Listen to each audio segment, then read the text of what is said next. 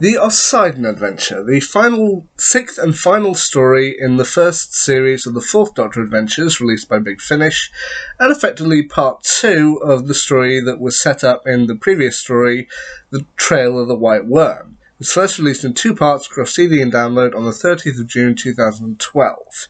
The Fourth Doctor, played once again by Tom Baker, and his companion Leela, played by Louis Jameson, are in the middle of a trap in Derbyshire set up by Colonel Hugh Spindleton, played by Michael Cochrane, and the Master, played by Geoffrey Beevers. And effectively the trap has opened up a wormhole, and through the wormhole come an invading army, one who apparently are going to help the Master and Spindleton to take over.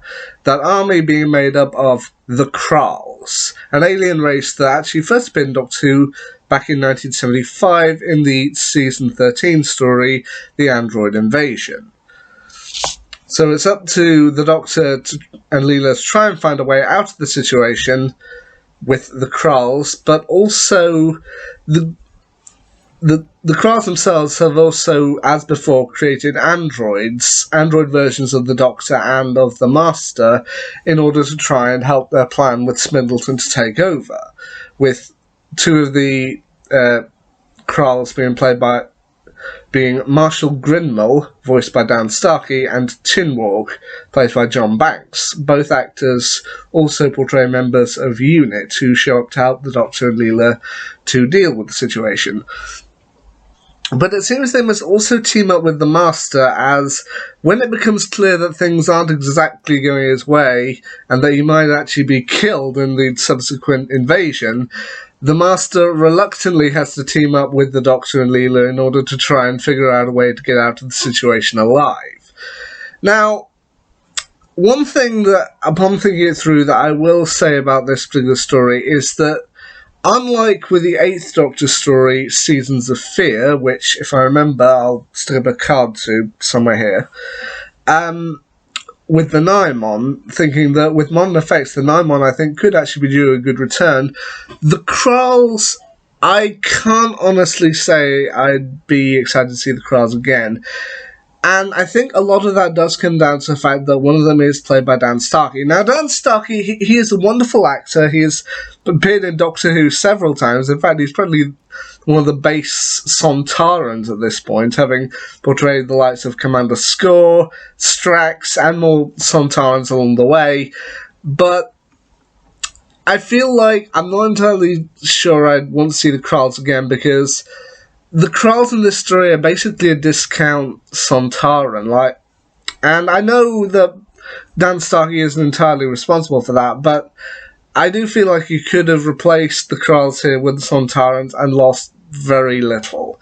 I mean, the Kralls are basically, they're here, they created android duplicates, and I have to admit there's not much more to them than that. But at the same time, it is nice to hear some variation in the story, like having an android version of the Master who's kind of grappling with an existential crisis upon realising he's not the real Master, like him trying to use his hypnotic ability to kind of gain control of people and then discovering it doesn't work because he's the android. I don't know, I found that funny. And I will admit that the kind of big, when it gets together, the big climax of the story, and the Master is effectively taken out by an android version of himself, I don't know, I found that funny. Just having the kind of wormhole being shut down and him being dragged back through the wormhole by android version of himself. I don't know, I found that funny. Even just the idea of the Master and riding on the back of a horse with Leela, I don't know, I still found that funny. It does also feature apparently a storyline that did actually happen in real life. Like, in the very last few minutes of the story, Spindleton, played once again by Michael Cochrane, he has to make a decision. When the Doctor and Leela do offer to take him back to Earth, back to England and the like, Spindleton doesn't really want to do so, because he felt with the Krall invasion, that Kralls and the Master's invasion, that if he said to them that they could take over the rest of the world, but he wanted to control England. But now having to face the fact that England isn't what he thought it was all those years ago, he decides to remain behind so that he can just have just this small kind of copy of England just the way he wants it. So he knows if he goes back he'll almost certainly be arrested, but he says that he doesn't want his horse to suffer for his actions, his horse Pink Gin. So the Doctor and Leela offer to take Pink Gin back to Earth and allow it to graze in the fields somewhere in England. And Spindleton says, yes, please do that. I don't want my horse to suffer for my actions, so take it somewhere where it'll be safe. To which Leela briefly suggests that if the horse was originally stolen, then, as the Doctor points out, the horse isn't actually called Pink Gin. It reveals the horse is actually called Shergar, and the horse is actually stolen. And Leela goes, well, if the horse is stolen, then shouldn't we return it back to where it was? The Doctor goes, well, the problem with returning it back to where it was taken from is that it might cause problems historically. Because Shergar apparently was a real horse that was stolen from Ireland in 1983.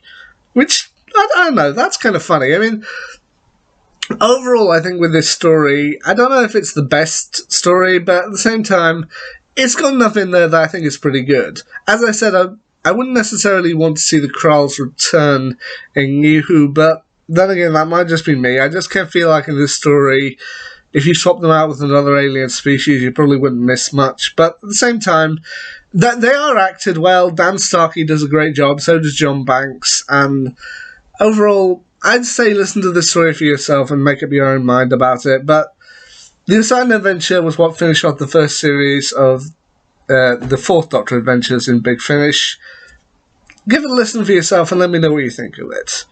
Anyway, the only remaining story from this particular series that I'll be honest I've yet to listen to is the second story, The Renaissance Man, which I may get around to listening to at some point, but we'll have to wait and see with that one. But for the time being, I've listened to every other story of the Fourth Doctor Adventures first series, and you know what? I felt this one was okay. Anyway, until next time, see ya.